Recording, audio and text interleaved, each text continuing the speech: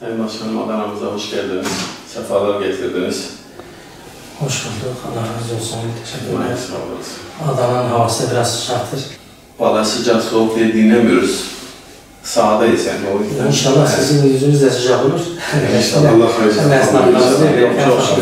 Allah razı olsun. Daha güzel olur. Adana'da esnaflar bugüne kadar bizi yarı yolda bırakmadı. Allah onlardan razı olsun. Esnaf ziyareti yapacağız. Bir de bu arada ek olarak sizin bölgenizde bir Umut'u ziyaret edeceğiz.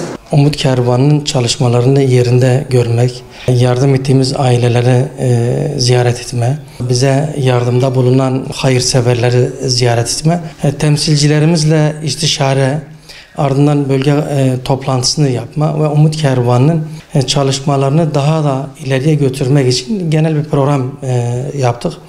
Elhamdülillah çalışmalarımız iyidir. Yıl be yıl, gün be gün daha da ilerliyor.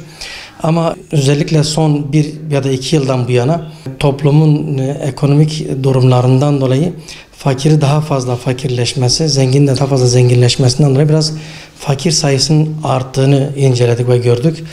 Dolayısıyla mağduriyetler artıyor.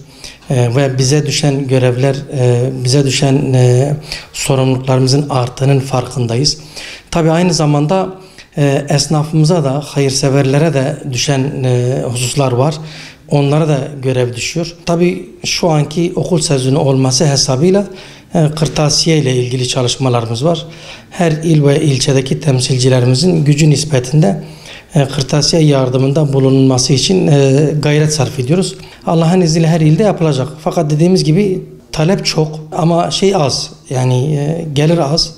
Bu hususta yine hem bize hem de esnaflarımıza düşen hususlar var. Fakirlerimizi, yetimlerimizi, mağdurlarımızı okul açılış esnasında da mağdur etmemiş oluruz ve onlara kırtasiye yardımında bulunacağız inşallah.